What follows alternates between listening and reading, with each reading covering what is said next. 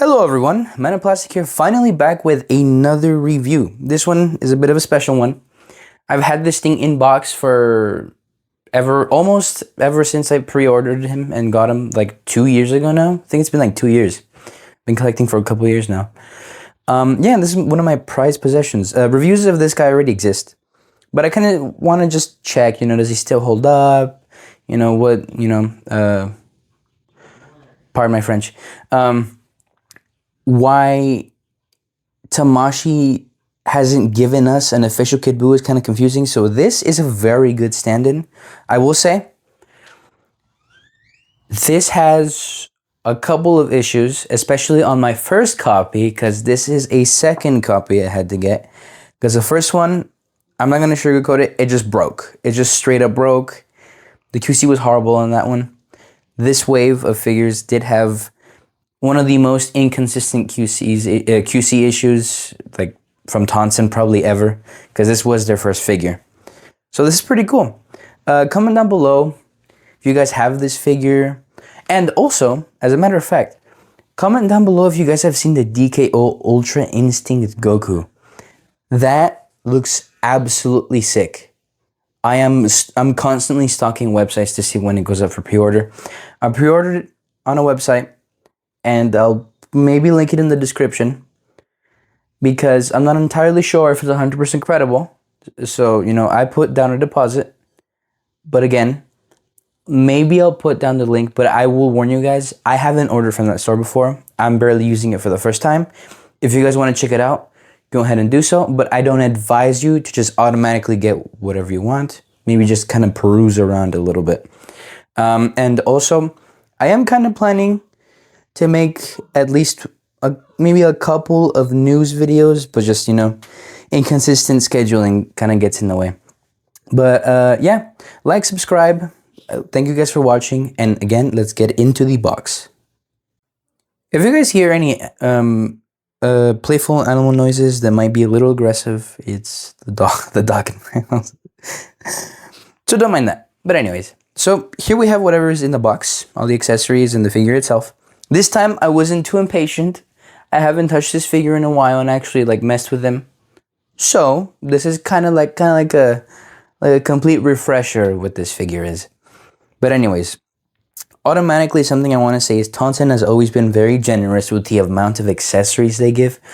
I got this for around 60 bucks. That is quite literally almost like a perfect price point for this figure. It is kind of small, but it's not minuscule. It is kind of small. It's maybe around Krillin size. No, I think the new Krillin is a little smaller, I think. But it's very fair priced. So, 1 point for Tonsen. Always go with accessories. They're always good to their customers that way. Let's go ahead and actually remove the clamshells. And pardon all the noise that this is about to make. That's one. And let's get rid of this one. There we go. Okay. So, let's go ahead and start off with this little tray of accessories. You did get 2 trays. This one, let me turn the light this way. There we go. You get... Oh, it does have it. I completely forgot this was in here. So you get 5 pairs of hands. That's 10 hands total. You have the karate chop hands. You have the pointing hands with 1 finger. You have open palm hands, like key blast hands maybe. You have grabby hands or slightly relaxed hands. And you get the key blast hand for the effect piece. And my favorite. Oh, there we go. My absolute favorite hand for this little guy. Focus, come on, focus, focus, focus. Come on, focus. There we go. This is such a funny inclusion. And at first, I didn't realize that it came with the figure. So when I saw it, I had a little bit of a laugh. You also get an extra neck peg, if I'm not mistaken. Yes, it's an extra neck peg. And 2 kind of relaxed pointing hands in the little baggie here. Now, in terms of the rest of the figure, like the heads and everything, you get... I still can't get over the fact that this guy comes with 6 heads. That is a lot. So you get 6 heads. 1 of them is already on the figure. You get this effect piece right here of, I'll put a picture up in the, or a GIF or some sort, or like a small video somewhere here, of Boo taunting Goku while they're fighting, where he turns into like a little snake.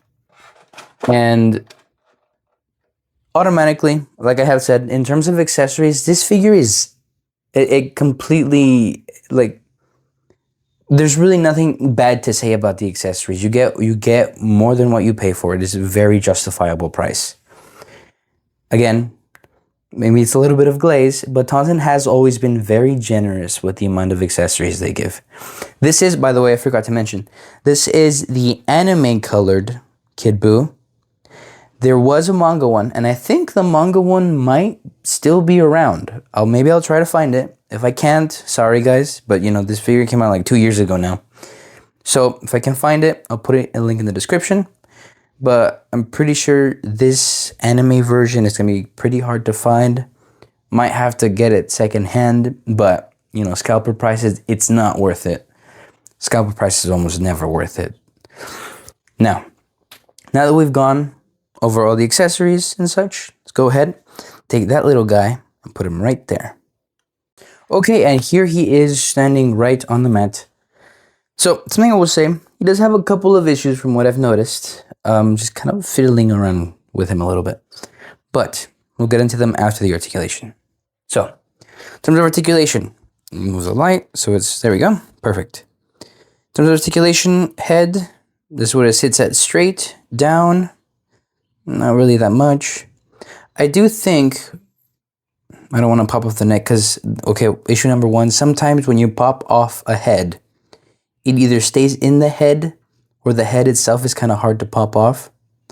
This second copy has way better QC than the first one I got, so it's not as bad, but that can still kind of happen. We'll talk about that later. But in terms of articulation, down, not really that noticeable, to be fair. Back is a little better because this right here bumps against the back of his like traps. So neck, head, not bad. And it's really okay. There's not really anything. It's not good. It's just fine. In terms of arm articulation, you can get past 90 on both, of course. There you go. Butterfly works pretty well. And luckily, I did not have to oil this one. The first one was, it was like a statue. I couldn't move a single joint. I'm so glad I got this. But to be fair, it is the first figure. However, I still want the QC to be at least pretty even, like across the board. But regardless, then we have bicep. Okay, goes past 90. It's a bicep swivel. Bicep swivel. Elbow joint, again past 90. There we go. Now, I do like the way the diaphragm and like the torso area was sculpted. It's better this way. Maybe the cut isn't the best, but I think it looks, there's nothing wrong with it. But I do like the range, so it can go forward that much. It does have a gap, but I can go forward that much. And back, it has really good leaning back. So technically he can look like up, but you know, that's more because of the torso. So the torso articulation is good. He's a little creaky. Yeah, right at the bottom, if you guys can hear that. Right at the bottom of the torso, at the hips, he's a little creaky. And that dog is barking again. That's not mine, so there's nothing I can do about that one. But anyways, let's continue. Something I will say people were complaining about is the way the legs are cut. I can see why, but it is a small figure. It is kind of hard to try and implement 3.0 into figures like these. However, it is doable, obviously. But I think it's fine. There's really nothing wrong with it. It could have been a better cut, but it works well. You do kind of have to turn the leg a little. Let me move the arms out of the way. So you get 90. So you can do pretty much even splits. Yeah, even splits. Then we have the knee joint, which can go pretty much about 90. Same goes for this one. And something I will say is on this figure, I really don't like the ankles. They're really constricted because of the, I don't know, what is it called? The shin guard, I guess, here. So there's almost really no movement. I do think Tonsen missed an opportunity with doing like a boot cut here because this does not move, which kind of sucks. But, you know, I guess those are kind of nitpicks. It would have been nice to have a boot cut though. It would have been very useful because the ankle articulation isn't that great. Now, let's talk all of the issues. Let's move them a little more forward, right there. Just look at the camera. There we go. Okay, let's talk issues. One of the issues is some articulation could have been better, to be fair. Most of it is good, like it's decent, but it could have been better, but that's kind of a nitpick.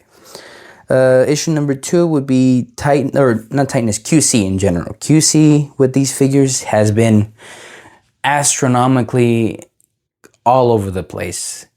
You can get 2 figures and they might have the exact same QC, but then you can get 2 more and both of them might have completely different QC to the first 2. So, you know, the QC could have been a lot better.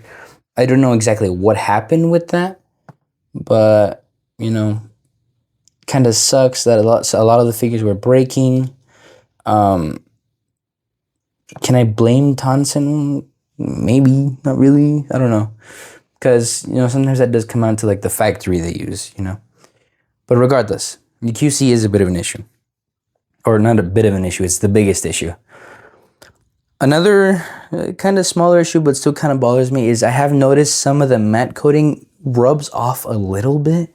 Like it scrapes off whenever some tight joints rub against, like when two pieces of plastic rub against each other, like right here at the abdomen, if you can see, right there, it's shinier than it should be. It's because some of the matte coating has like rubbed a little. It's not the worst thing ever, but it has rubbed a little bit. So, and he's standing crooked, that kind of bothers me. It's not the worst thing ever, but it is still kind of an issue because perhaps that means that at some point the matte coating is maybe just going to come off. But I wouldn't go as far as to say that. It is just a bit of an issue though. I think the last issue, realistically speaking, would be some of the accessories. Some of them are a little tight. They're actually kind of tight. Some of the heads don't quite fit on the neck peg. Like you kind of have to heat them up. So it is kind of a little scary sometimes to switch out some accessories. However, I will say, final verdict. Do I recommend this figure? Yes, it is like an 80% yes. That 20% is because of the QC and all the issues it has. But I will say, the good does outweigh the bad mostly on this figure. So again, I'm not sure if I can be able to get this specific one in the description. If I can find the manga one at least, I'll put it down there if you guys want to purchase that one. And I will, again, like always, I will mention if it's an affiliate link or not. But do I recommend this figure? Yes. Yes, I do. Just be aware that it does have issues, but it is a pretty good figure, honestly. It is a little bit of a gamble with the QC. I know. Sorry, my cat is meowing. You want to go outside? Okay, come on. Go. Go, go, go, go, go, go. Okay, back to regular scheduled programming. As I was saying, overall though, I do recommend it. It is worth the price. Despite its issues, you get what you pay for, 100%. I am very much an avid Tonsen enjoyer. However, like always, I will never fully recommend a figure without disclosing if it has issues or not, you know. Of course, in my opinion, this is a great figure. I really enjoy it, and those issues do kind of bother me a little bit.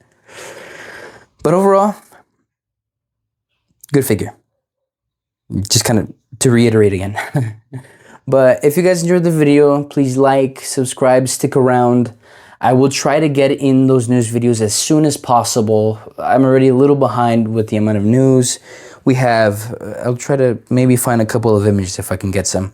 We have the Vita Forge Goku Black and Gohan Black coming out soon.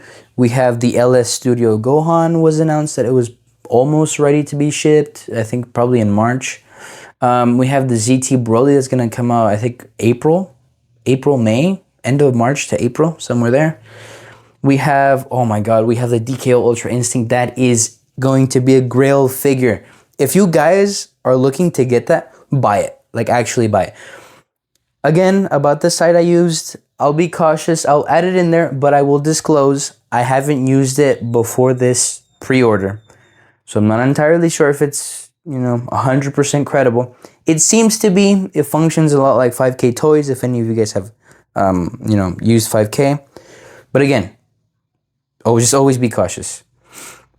Luckily, it's a deposit. Like, I put down a $20 deposit, so I reserved a spot for the DKO Goku, which I think that comes out Q3 or Q4 of this year. There's a lot of news to cover, a lot of news. I'm a little behind, but I'll try to get in some videos here and there to cover and to kind of expand on what's going on. But again, hope you guys enjoyed the video. Stick around for the posing segment, and I will see you guys later.